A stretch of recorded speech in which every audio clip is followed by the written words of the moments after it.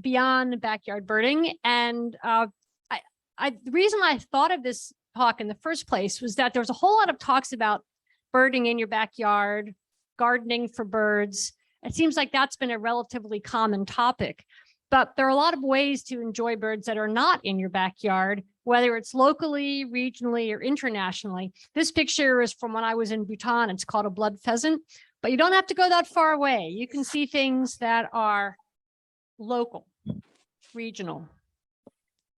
So we can start with the big picture, Mother Earth, and the Earth sustains us. The Earth is our home. It's the only place that humans can live. It nourishes us. It's the mother. And yet many people don't know very much about it at all. And if you say, I really want to start learning about nature, about natural history, where do you begin? It's just so vast. Well, many people start in their backyard. But in fact, how many things in your yard do you know? Do you know the names of the trees? Do you know the insects that are living in the trees? Do you know the birds that are feeding on the insects that are in your trees? Do you know what's there in the summer? What's showing up? What is there? How about in the winter? Many people think of nature as being a summer activity, but things are going on all year round. And it's really, one thing I love to do is go back to a similar place over and over and just see how it changes with the seasons. Why? Why birding? Why is that important? This talk is going to be more about birding for people rather than just about the birds. And birding as a sport, as a hobby, as an interest is valuable for its own reason. One, it's good for body and soul. First of all, when you go out walking, it helps your body. You're getting physically fit. But there's a mental side as well. And in fact, my friend Holly Merker has just written a book called Ornithotherapy, which has gotten a lot. The library's going to be having that book. They just bought it.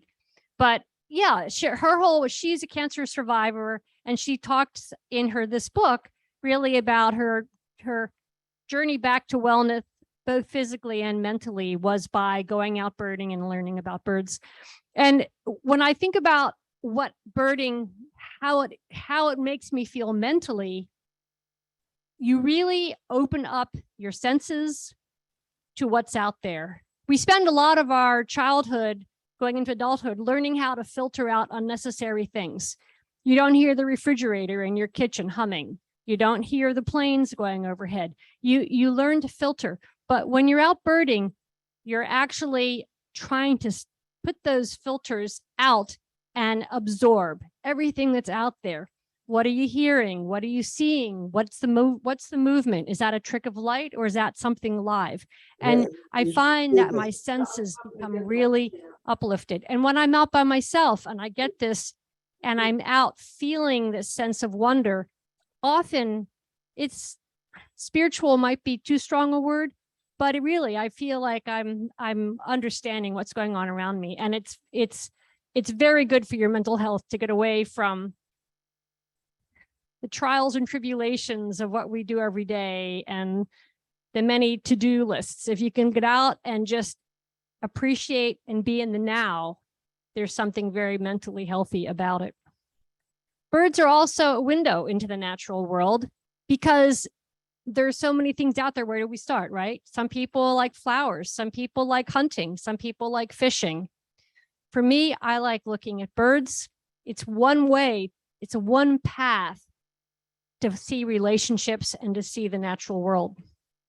Bird conservation is part of ecological restoration. If you're interested in birds and their habitat, and you start thinking about development, for example, I think of Rehoboth often when I think of this. How many places in that area, how many habitats have been lost for new housing, and birds are not there anymore? But also when you think about restoring habitat, you're not only, or preserving habitat, you're not only helping birds, but you're helping a lot of other things as well. You're helping the insects, you're helping the flowers and the trees and all those things that are interconnected.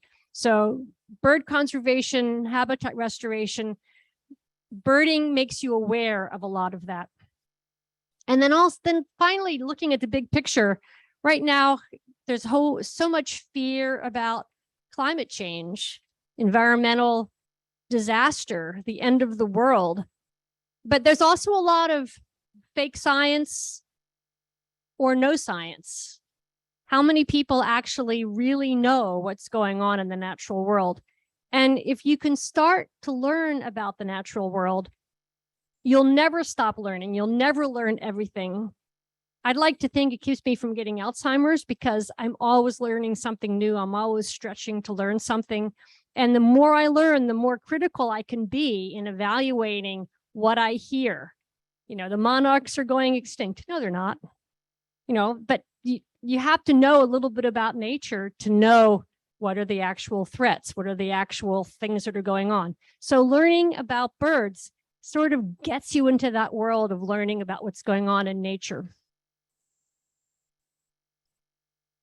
I said before, one place to start is in your backyard. And you can do it through birds or botany or fish or deer or whatever you like. But birds, it's a nice way because it is something you can do in your backyard. I don't have a bird feeder because I fight with squirrels all the time with my bird feeder, but I do have a bird bath. So the picture you see here with the bird bath is really active in the winter, especially when things are frozen because I have a heater in it. And I brought in the bird you see there, that's the little red one on the left. That's a pretty rare bird that came to my bird feeder called a white-winged crossbill. And on the birds in the bird feeder came from my friend Jeff Gordon's house. He's here tonight. And those were evening grosbeaks that we're visiting. So that was a lifer for me in his yard. It was quite exciting. But what's beyond your backyard? Well, in Delaware, there are a lot of places to go.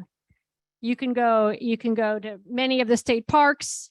You can go to the state wildlife areas. You can go to the national parks that we have. You can go to the national wildlife refuges. Delaware has a lot of options. Delaware is also great because we have a lot of different habitats. We're one of the best states for a lot of things in a small area. So we have coast, we have Piedmont, we have coastal plain, we have wetlands, we have rivers. In a very small place, we have a lot of different habitats. And people come from all over the world to Delaware to go birding. Regionally, there's also things too. So we have Hawk Mountain Sanctuary, which is in Pennsylvania, which is only a 2-hour drive away. And that was the place that began raptor conservation back in 1930s. And they are now the leading place in the world for raptor conservation, raptor studies. And you can go up there. It's a beautiful day drive. You can, especially in the fall, you can see raptors that are just coming down the ridge, and eagles, vultures, accipiters, buteos, all different kinds. It's really, you can get a great view.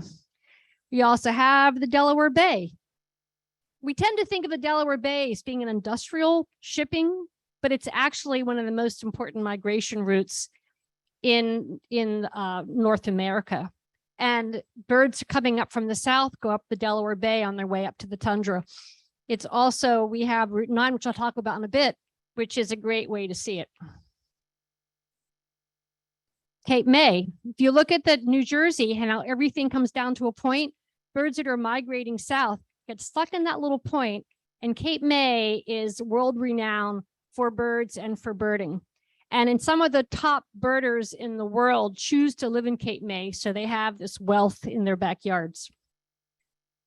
And we have the Chesapeake Bay, also close by. Chesapeake Bay, many people think of as recreational and sailing, but there's lots of places to go and bird, lots of tidal areas, lots of fresh water, wetlands that are entering into it. There's a lot of wildlife in the Chesapeake Bay. So you want to get started. Well, the first thing you need to do is get a decent pair of binoculars.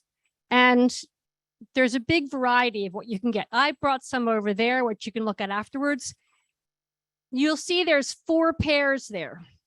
Those are all ones that I bought. Plus I have another couple pairs, which I don't have anymore. If I had spent the money in the beginning for a really good pair, rather than buying little ones and working my way up, I would have probably saved money. The variety here goes from $200 binoculars to $2,000 binoculars.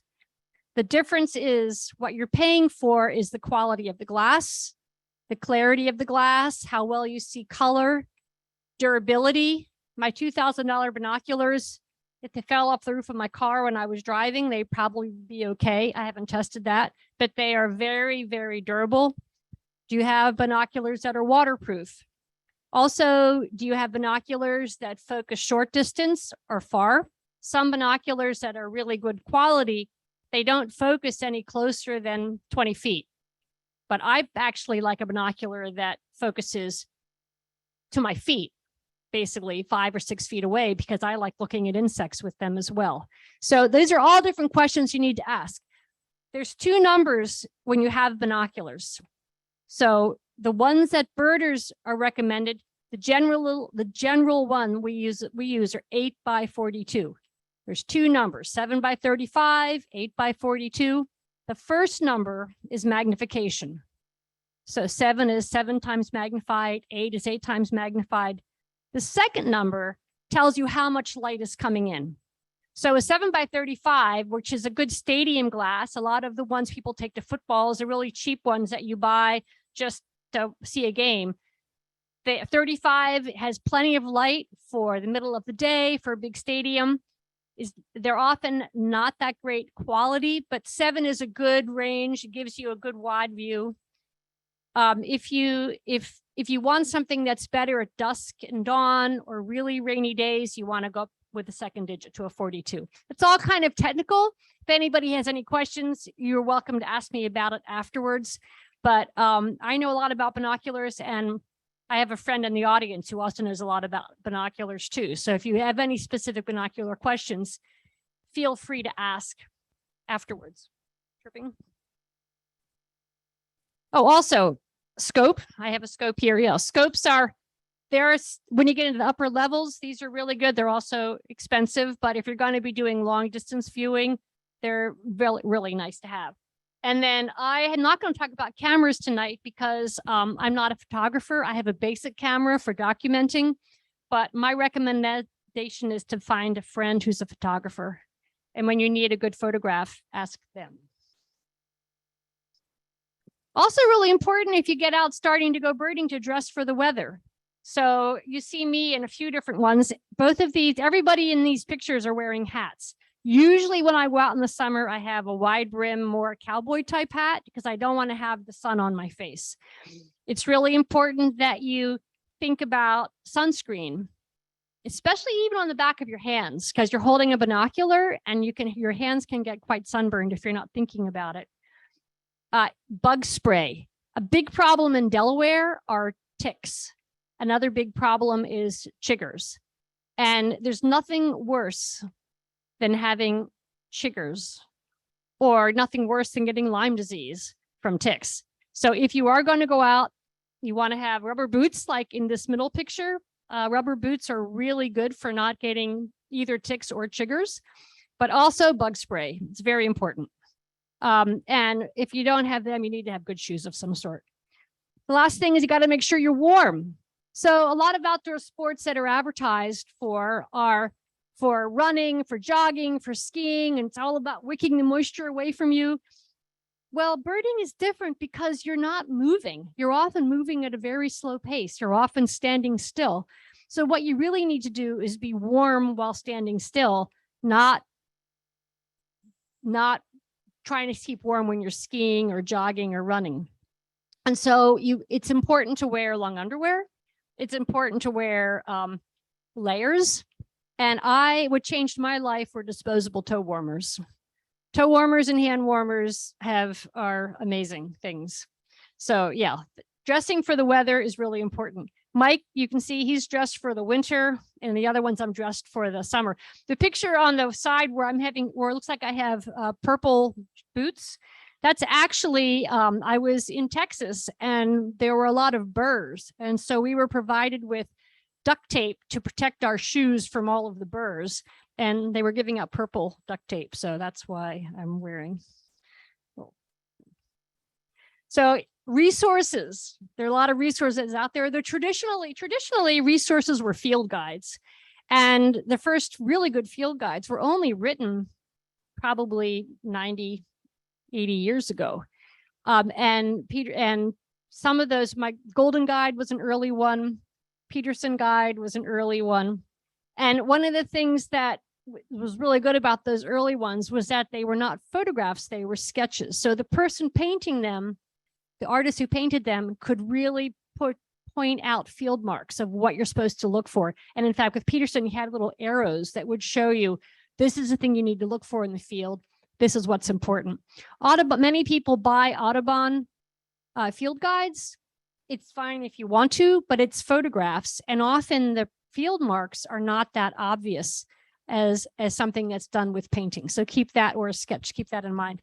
There's also a lot of books that are very specific. There's books on warbler, there's books on shorebirds, there's how-to books.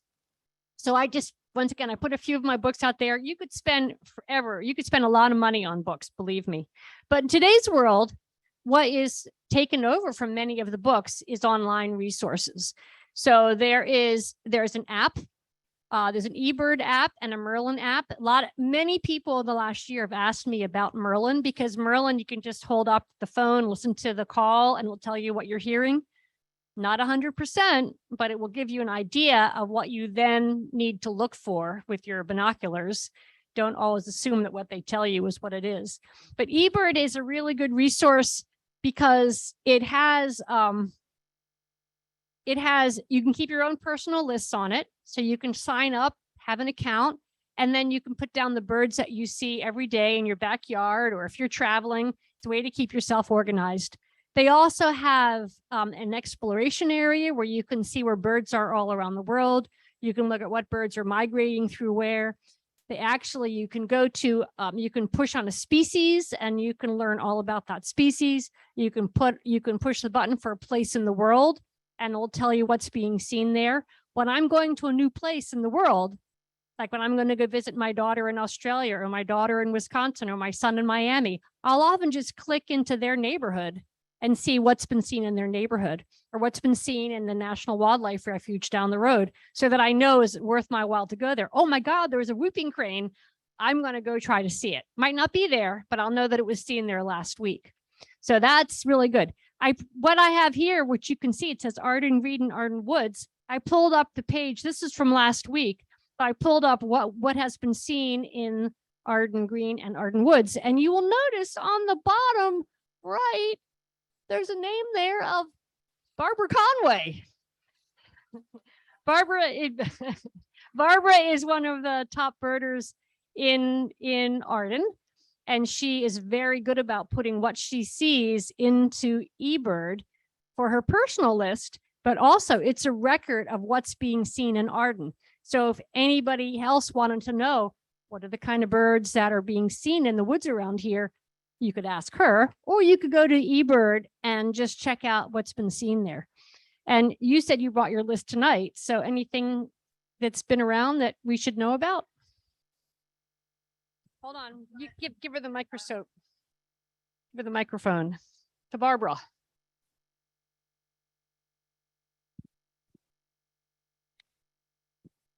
Not lately, but since I've been living here since 2004, I've been keeping a list, and I have 71 birds, different birds that I've seen over my time here.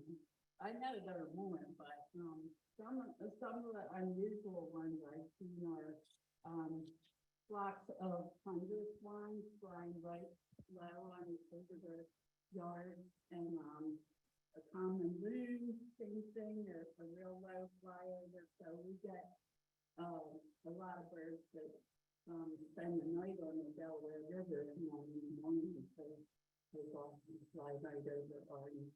Anyway, and then one time a whippoorwill was hanging out behind my yard and singing for a couple of weeks.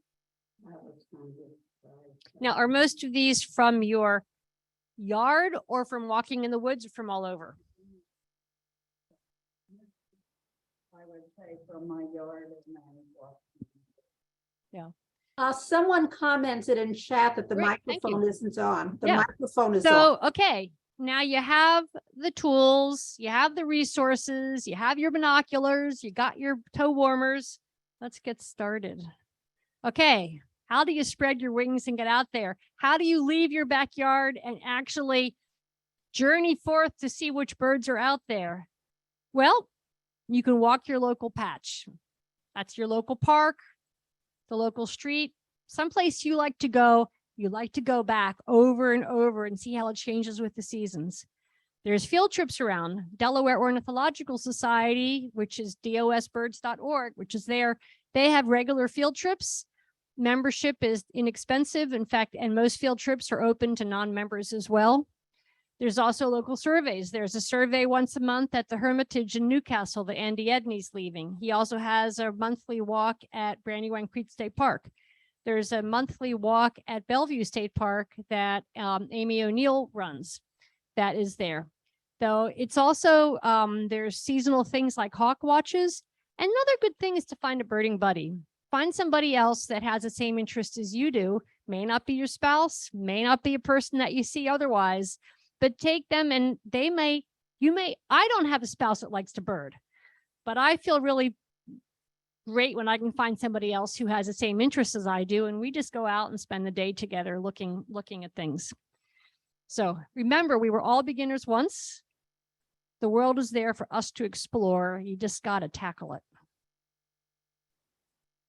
I'm going to go through seasonally and talk about some of the things you can find in Delaware, starting with the fall. And Delaware is really privileged to have not one, but 2 fall hawk watches. These are part of a national network of hawk watches, actually international. They're all over the world, but we report our hawk counts, not only to eBird, which you saw I talked about before, but also to HMANA, which is Hawk Migration Association of North America. And they coordinate all of the raptor monitoring from all over North America. And you can see how birds are flying, when they're going, are the counts going up, are they down? So over the course of 50 years of some hawk watches, some are only 20, some are only 10, you can get an idea of what the population is of hawk watches. The Ashland Hawk Watch is, the main compiler is David Brown, who's in the bottom right. Broadwings in September are one of the highlights at Ashland. Broadwings are a raptor. They're a buteo, which is a soaring bird that come through all at once. They come through totally in about 2 weeks, and they come in big numbers. And when you see them, you can have a spectacle like this, where you can be on top of the hill and they can be just all around you. You can easily have 1,000 going by in a day. Up at Hawk Mountain, they've had 11,000. I think their peak was 11,000 in one day, but that's unusual around here. In bunches, sometimes by tens. So, and later in the year at Ashland and at Hawk Mountain Sanctuary, that you don't have so many broadwings, they finish in the first half of October, but you get more of a variety. You get eagles, you get coopers and sharpshins, you get a variety of buteos like red shoulders and red tails, and you get harriers. Actually, harriers aren't so common up at Hawk Mountain, but they're around. And you get a lot of turkey vultures. And so part of the trick of being at a hawk watch is learning to see the speck in the sky and recognize the speck in the sky as it comes closer. And there's a lot of people who are actually quite experienced birders, but they have enjoyed going to the Ashland Hawk Watch or Cape Henlopen Hawk Watch because it's given them a new skill. It's given them a new way to look at birds. And seeing how a bird flies, seeing how its shape changes with the wind and the angle and the sun. You never stop learning. Cape Henlopen has a really different complement of birds because the birds, some of them are coming down the Delaware, some of them are coming from New Jersey, and it tends to have fewer buteos, fewer soaring birds, and it has more falcons and a lot more ospreys, one of the highest counts for ospreys around. When we set this up, I had assumed that most of the birds we'd see there would just be coming from Cape May. But in fact, our bird the birds we get at Cape Henlopen are different and a lot and far fewer. So the birds at Cape May are doing something different. They're not just coming across the bay like we think, like people always thought that they did. Jen Ottinger up in the top right is the main counter at Cape Henlopen, and she has been there for 10 years. Here's pictures of osprey, kestrels, peregrines, and merlins, some of the falcons you see there, and osprey. And it's not only one of the nice things about Cape Henlopen State Park is not only you see the raptors, but you also see dolphins, you see seabirds, you learn to see ducks. So there's a lot of other things to see there as well. Autumn is a really good time for migrants other than hawks too, because it's when there are the most birds. The babies have all been born and they're moving through. So migration is tough. A lot of birds die before the next year. So the time to see the most birds is in the fall. However, they don't always have the color and the spectacle and the song because they're not breeding. You see a lot of juveniles. So you have migrants, like a couple of here that we're seeing. And we also have woodpeckers and things which are here year round. So migrants and residents. Fall is also the time when you get the beginning of big flocks. So the birds that were nesting in small clusters or family groups come together, and there are some spectacular flocks. Chimney swifts flock, and there are some big roosts that I've followed for years. These are tree swallows, and tree swallows come together into the thousands, and then they leave together to head south. This is also when the red-winged blackbirds and other blackbirds come together, and Delaware even has a little town called Blackbird.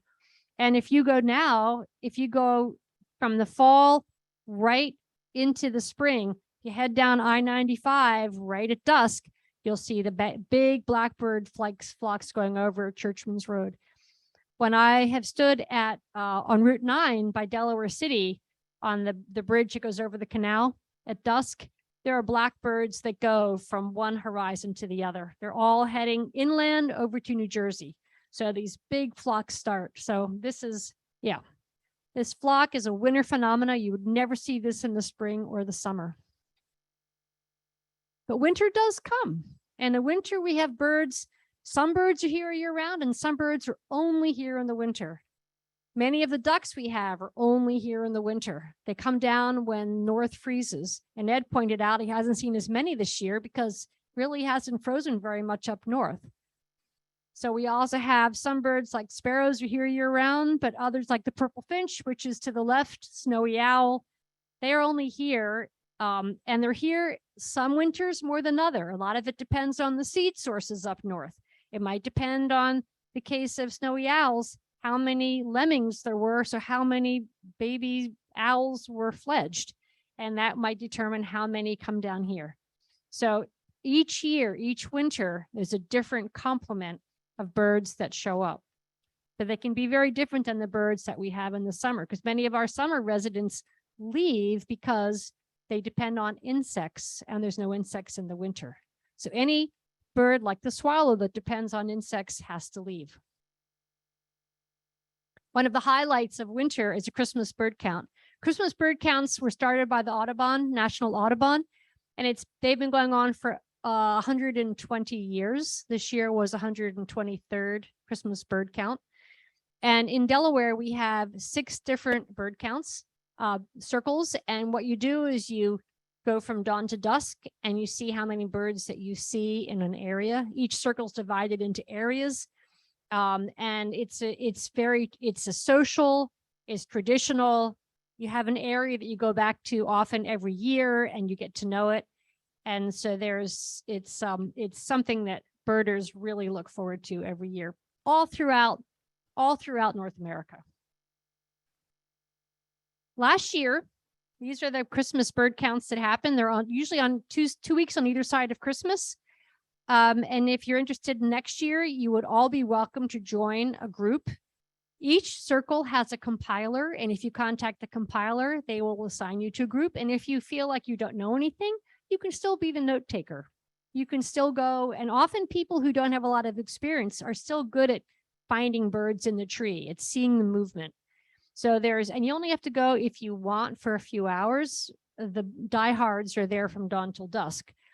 But one of the nice things about Christmas bird counts is it takes you to places you can't get to. This picture is taken in a Delaware Wildlands property down near in the Odessa area, and it's not open to the public. But during the Christmas bird counts, you can get in there and you can wander it and enjoy it. Winter is also the best time for owls. Owls are here year round, but with the leaves, it's hard to see them.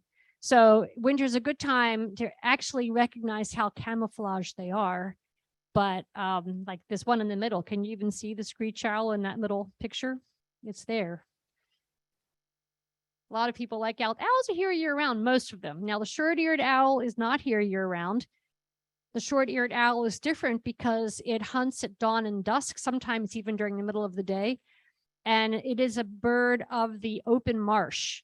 I saw them in Nebraska in the grasslands, but here you find them in the salt marshes. Maybe there's some that you can be seen in Port Mahon Road, which is outside of Little Creek. And there is a raptor trip every year that's led by Jim White. It already happened this year, but he leads them for DOS and often Delaware Nature Society too. And they're good fun. How many owls can you see in a day? Another winter birding thing is the winter sea watch, which happens for 3 different months in, I think it is January, or is it November? I got the date here.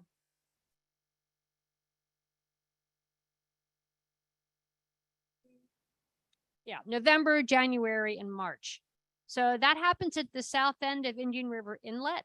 And not only do you look for all of the birds that are going up and down the coast, but you also look for birds that are in the water and ones that are in the inlet. A great place to see long-tailed ducks and scoters, gannets, things you don't see up here in the Piedmont where we live. And then spring comes around, and spring is famous for a few things, warblers being one. The birds that are coming, many of them don't stay in Delaware. They're traveling north. They're coming from the south. They're coming from Central America. They're coming from South America, some of them. And many of them are heading far north, but they go through Delaware. But this is when they have peak color, and this is when they're singing, because their hormones are going and they're getting ready to set up territory and attract mates. So a lot of people really enjoy birding in the spring because they want to see all of these colorful birds. And it's tricky because you only get to practice for about 1 or 2 weeks a year, and then they disappear. So learning the warbler songs is something that all birders strive to do. How many warbler songs do you know, Barbara? Not enough. And you got to practice every spring, don't you?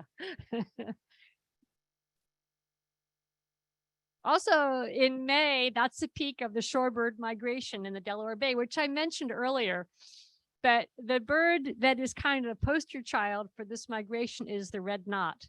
And there's some of the red knot start down in Brazil, and then they travel north, and they can travel without stopping to the Delaware Bay. And when they arrive here, they are so famished, their internal organs have shrunk, and they're nothing. You pick them up and they're nothing but feathers and bones. And then they stay here for 2 weeks and they gorge, and their visit is perfectly timed to the spawning of the horseshoe crab, which you can see in these pictures of the horseshoe crab. And the crabs lay the eggs, and the red knot, they gorge, as do a lot of other birds. There are dunlin, there are sandpipers, there's lots of birds. And in this particular picture, there's a lot more than the dunlins have the black bellies, red knots you can see. There's also a variety of sandpipers. There's probably other things that I'm not seeing. Sanderlings, I think there's sanderlings there. Anyway, they're all gorging. And there is a team of international scientists that have been studying the Delaware Bay shorebird migration since the mid-90s. I've had the good fortune to volunteer with that group since about 1998. And they come from England, they come from Argentina, they come from different places around the United States, the Netherlands, and they all come to the Delaware Bay to study the shorebirds because it's such a spectacular migration. Here's some of the birds that you see, the shorebirds that you see. If you look at the one on the top right, that's a red knot. And you see the little green band on its leg. That green band was put there by the scientists. So what the scientists do is that they set out a cannon net and they wait for the birds to gather. They go the day before to scout, and they set out a big net, and the net could stretch from me to that red ladder over there, about that big. And then they wait for the birds to come right into the right area, and then they set off charges, cannons, and the net shoots out, and it would shoot out probably not quite to Pat, but to the last chair there. It would go from sort of the stage to the last chair. That'd be the size of the net when it's fully deployed. And then the team runs out and picks up all the birds that have been caught under the net. We process them, we band them, we put the flags on them, we weigh them, we measure them, we do their length, their bill and head length. And that way we get an idea of what the quality is of the birds that particular day in May. And it changes from beginning of May to the end of May, how fat they are, how much they've eaten. By looking at these little leg bands, though, we can trace individual birds. So this one particular bird, which is 9U9, that bird might be traced for 4 or 5 years, 6 or 7 years, depending on how often it comes back. Because a lot of what we do is we go out with our scopes and we look for those flag birds. We look for the flag birds, and we mark where we saw them and on which beach we saw them. And when they disappear, we know that they've left for the points north. Then they leave the Delaware Bay and they go nonstop to James Bay or up into the tundra. So it's very important for their health. Summer things kind of slow down because they're nesting, they get quiet, migrants have moved on. But it's a really nice time to get in your kayak or your canoe and look for birds that are in the shoreline.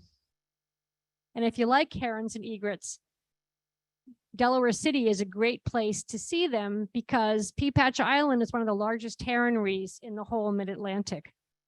If you go right at dusk at Battery Park in Delaware City, you'll have a spectacle every night of the herons and the egrets that are all flying over your head, flying to the island. And if you have a scope, which there are people there that do, because they do a survey once a month, you can actually see the nests that are on the island. It's a part of it. If you've been to the fort, the heronry is a part of the island, which is not open to the public, but you get an idea of how many birds are there by being at dusk at Battery Park. Bird banding at Bucktoe Creek, which is outside of Kennett Square, is open and free. Anybody who'd like to go there. Ian Stewart is the ornithologist for Delaware Nature Society. He's very knowledgeable. He loves little songbirds, and he's very good about sharing his information.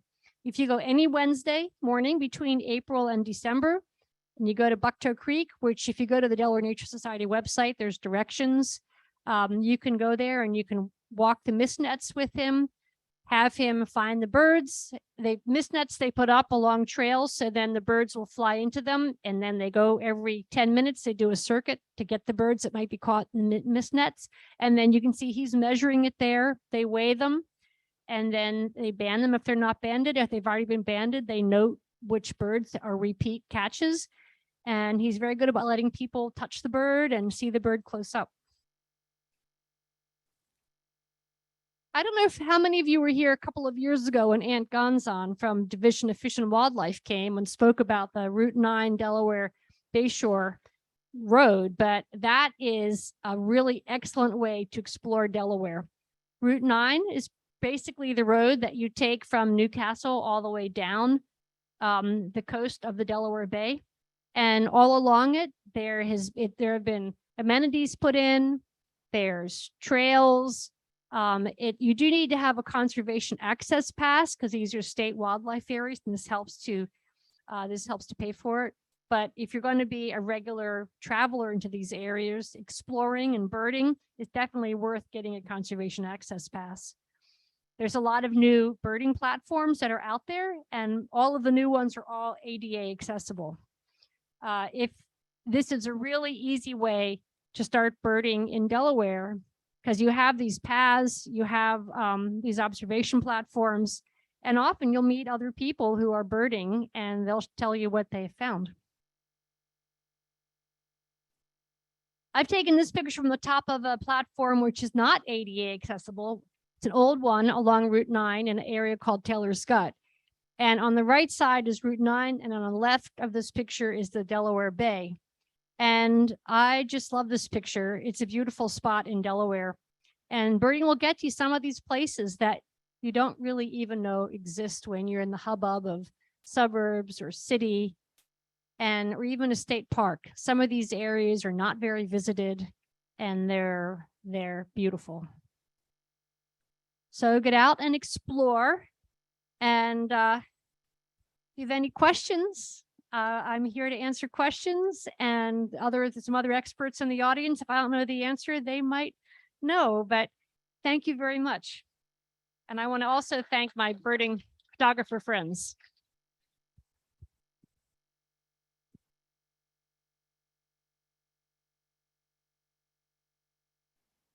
Okay, I have to pass this one around. Okay, all right. You might have to come up to ask your question, or I can reach it. All right, Nancy. If you don't know a lot about birds, but you would like to go to a bird watch, you said you could be helpful by taking notes, or do you sign up for, I mean, do you go online and sign up for them in advance? It depends on the bird walk. So many of them don't take any advance. So if you go to a DOS field trip, you don't have to sign up in advance. A Delaware Nature Society bird walk, some of them are open like every Thursday morning.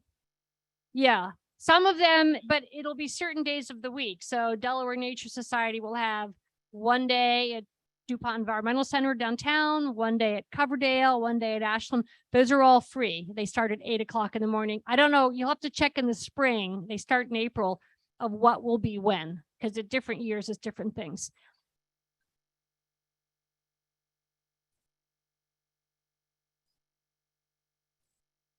Andy Edney?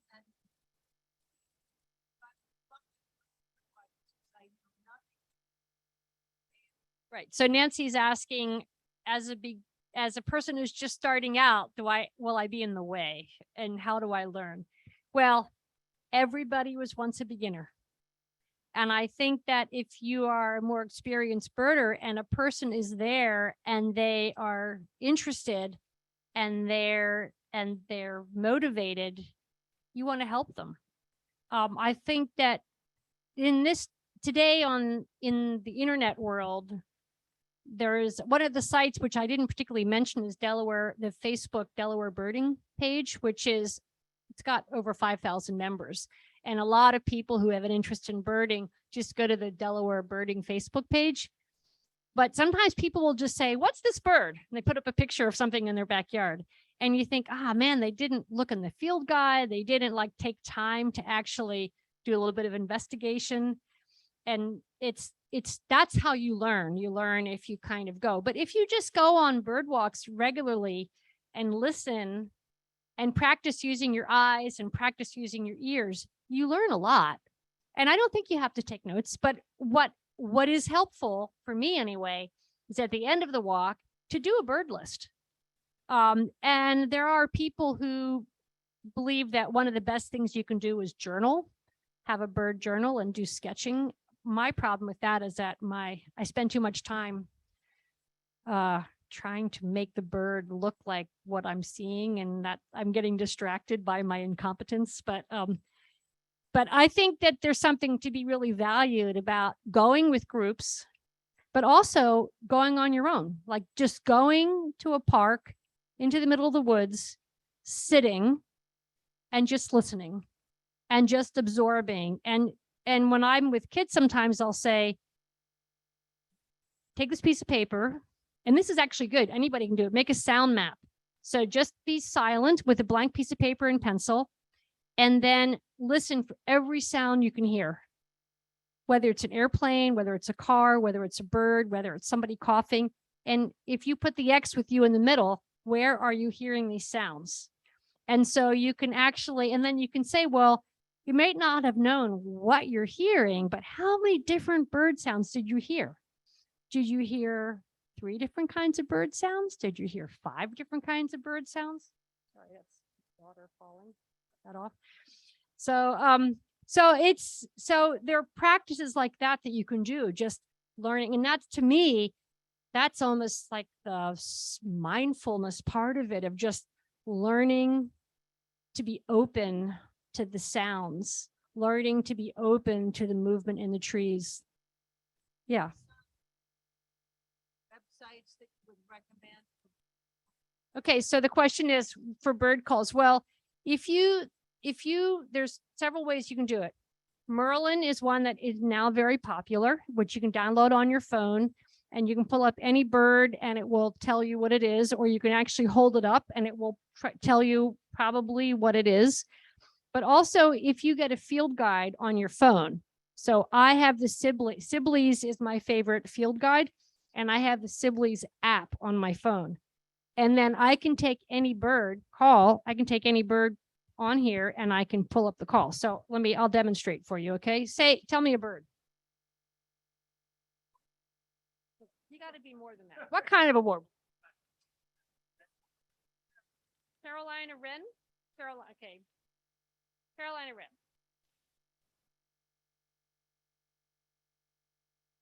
Okay, Carolina wren. I pull up it. Here is a picture. People on Zoom can't see this, but here's a picture of the Carolina wren. And here is all a write-up about the Carolina wren, its habitat, what it likes to eat.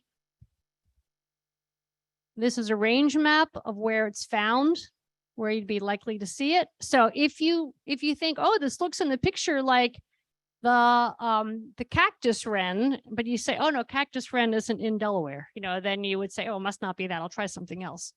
And then the bird call. So here is, I'll play a couple of the songs.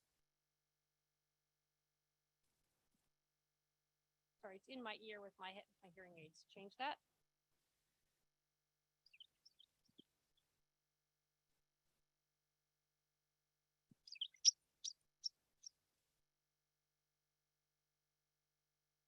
Another one. Let's see if I can find another song. Nope.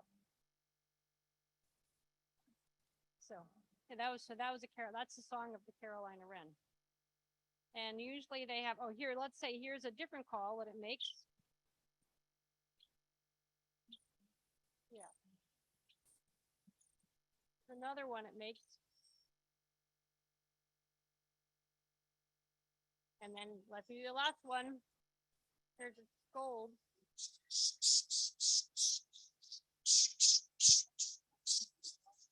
And then the last one is whines and female chatter. It's a good one. Carolina wren has lots of different sounds. So that is all from the Sibley field guide. Yeah, David. Okay, the question is, do birds respond to the cell phone? Sometimes yes, sometimes no. So one of the things, and this is where it gets into the question of ethics, which is why I did the ABA ethics thing there, is that calling birds is pretty controversial. So when you go out into the field, if you want to call a Carolina wren and you play that song, often the Carolina wren will come in response. Now, that happens really well in the spring when they're doing territorial things and they think there's a rival there and they come to counteract it. And many times it doesn't probably matter, but the question is, how often is it being done? Are you in an area where there are lots of other birders who are also doing it? Is this a rare bird? I was once with Jeff, and we were down and Broadkill Beach watching a sedron, which people had been talking about, which was pretty rare. And Jeff and I sat there for about 45 minutes or an hour, and we were just kind of sitting and watching and enjoying just sort of seeing the bird come and going. And in that time, 3 different cars pulled up. People got out of the car. They played the Sedgren's tape. The Sedgren popped out. They got back in their car and they left, and they ticked it off for the day. And I thought, well, first of all, that Sedgren was getting kind of a lot of exercise and, getting annoyed, but also they weren't they weren't taking the time to appreciate the Sedgren. And I felt like we got so much more out of the day because we just sat and watched. And we also had other birds flying, and we were watching the fish jumping, and we were feeling the wind on our face. And, we were having experience of the salt marsh rather than just checking it off. That's not to say people bird for different reasons. Some people bird competitively. Some people bird to get their life list. Some people bird because they like to do it socially. Some people do it for scientific reasons. So people bird for all different kinds of reasons. You're hearing me, and I bird, differently than other people. So I really like going to the same place over and over again, getting to know a place through different seasons. Many people get bored with that. They want to go to a different place every day. So people bird differently. Yeah, George.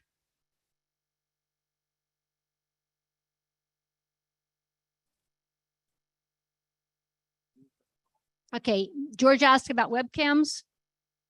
Yeah.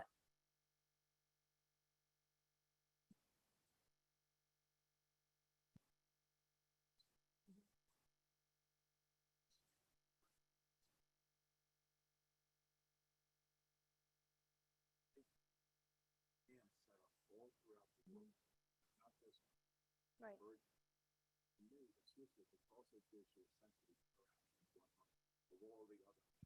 Right. So George I'm just going to repeat what you're saying. No, I haven't used it. George is talking about how much bird cams and other nature cams have enjoyed his enjoyment of the world. And that's true, especially if you're not able to travel.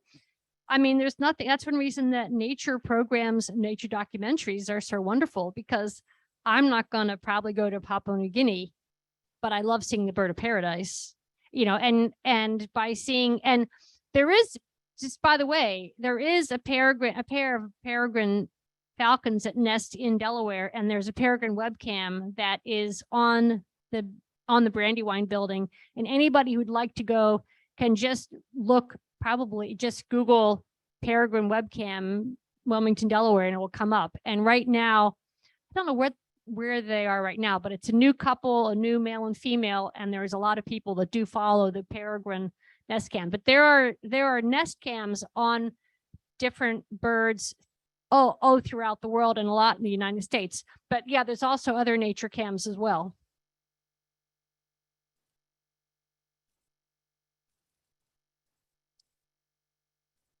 Mm-hmm.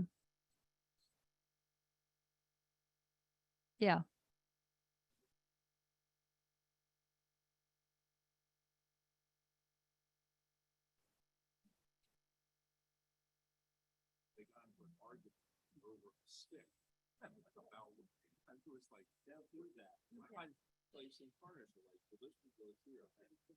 I was going to repeat what you're saying because people can't hear you. So George is just George was, yeah. Right. Okay. You're saying explore.com. It's got a lot of, explore.org for anybody who's interested. You can see nature cams throughout the world. Great. Are there any chat questions from Zoom? Just 1 minute. Let's get some of these questions from Zoom.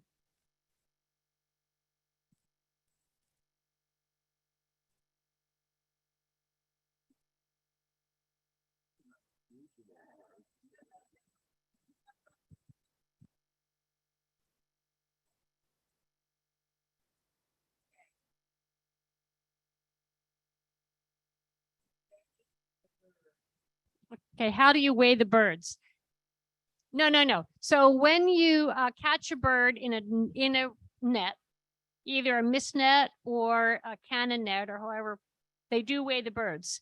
So the way that Ian weighs birds is that when you catch the bird, you put it into a little bag. You know those little, like the bags you put your lingerie in, something like that. They're lightweight little things. So what he does is he weighs the bird, and he weighs the bag, and then he weighs the bird in the bag, and then he takes away the weight of the bag. So that's how he weighs his birds. Yeah, but when you're weighing shorebirds, it's differently. So what they do with shorebirds don't, once you hold them, they're pretty calm. So what they do is they get a tube. Depending on the size of the bird, it could be like a toilet paper tube. It can be a little bit bigger tube. And they just put the bird in head first.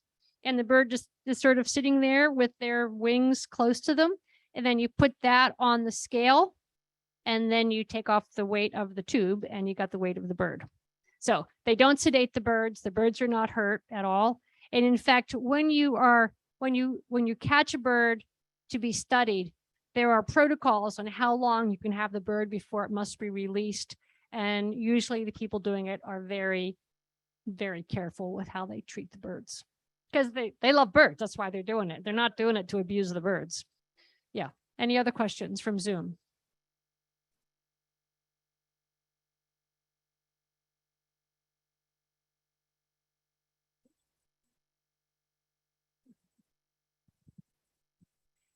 Swarovski. Yeah. Okay. So the question was, how do you decide which pair of binoculars to buy, especially if you have a lot of money? Well, and Swarovski, Leica, Zeiss, yeah, they're all good. So what you usually do if you're at that level of buying is that you say, what are the things that I need? A big one is, do you want short focus? Like a lot of Leicas don't have, or at least the older Leicas, they can't focus any closer than me to you, Jen. Where the Swarovskis that I have up there, I can focus at 6 feet. So that's one thing you ask for. What's that important? You also say, how heavy do I want it? How does it fit my hand? You might just have a personal preference for a particular brand. People get loyal to one brand or another, but when I was buying those binoculars, I was actually at Eagle Optics store in Wisconsin, which doesn't exist anymore. And I had two pairs. I had a pair of Zeiss and I had a pair of Swarovski, and I was going back and forth and back and forth and back and forth because they were both pretty equal. And finally, I bought that because Swarovski had a better record for repair. And I like the little eye cups, I like the little rubber eye cups better, which is a little tiny thing, but that's why I made the decision in the end. David. Well, that's a good question because a lot of places which used to be around aren't anymore. So if you go to a place like Cabela's or REI, they will only have certain brands. Like for example, Nikon sells at Cabela's and they have some of the top end ones. You don't have the variety. I used to say go to Eagle Optics, and then there was another one that came after that, Red Start Birding, but they have both gone out of business. They're not around anymore. Jeff, do you know the places now that are online? I did ask Jeff Boughton that, and he gave me an answer and I forgot. Like he said, there was a couple of online places he recommended.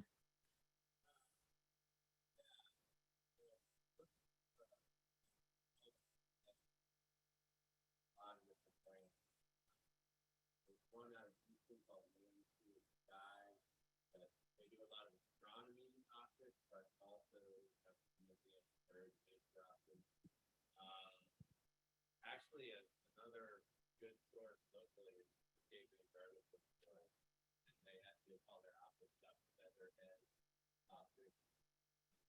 I'm going to repeat what you just said because I don't. So you were saying there's a place out of Texas that's called Land and Sea and Sky, which is an online place. And then, what the obvious place here is to go to Cape May, where the Bird Observatory has a good store. You can try lots of different binoculars. You can test them there. You can hold them in your hands.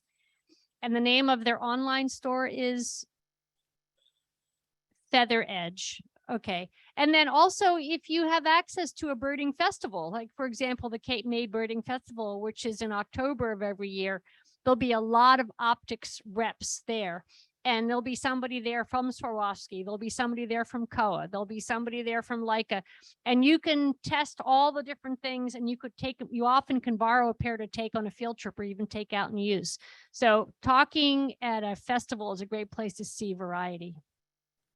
So yeah, question in the back.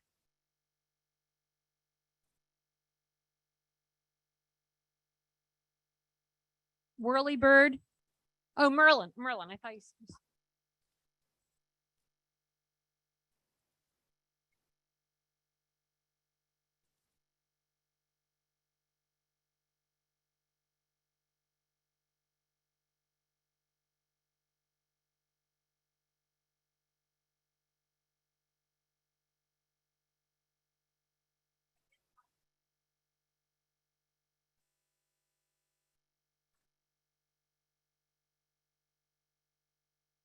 Mhm.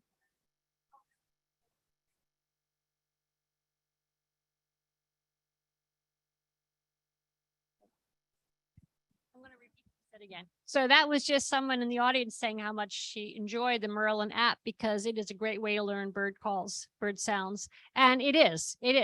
And I know people who will go out and they spend a day birding and they'll put up the Merlin app and it will tell them that they're hearing 4 or 5 different warblers. And they'll say, oh, really? I didn't see the Blackburnian warbler. Let me look for it. And then they look for it and they find it. Oh, yeah, I do. I forgot that that's the call of the morning warbler. Oh yeah, there's a morning warbler. So, you know, it is very helpful. It is very helpful. Also, Merlin will take a photograph that you have and identify it. But I have had them make some pretty bad mistakes too. So you have to sometimes double check it. Not foolproof. So any other questions? Yeah, Barbara. Yeah, I just wanted to say, if you're 65 years old, you can get lifetime passes to the Delaware state parks, the national parks, and also the conservation access pass. And also the other great thing about birding is you can do it wherever you are. There are birds just about everywhere. And yeah, you can do it wherever you are, and you don't need to buy a pair of $2,000 binoculars. You can get, with today's optics, you can get a pretty decent pair for $200. You can buy a really good pair for $500. So, you know, every sport costs something, even if it's just good running shoes, you know, so, but I think, and birding is, it can be a very lonely thing, or it can be a very social thing. And it's something that you'll never have learned everything. There's always more to learn, and it's a good exercise for your brain. So anyway, well, thank you. Feel free to have a refreshment or come look at my binoculars.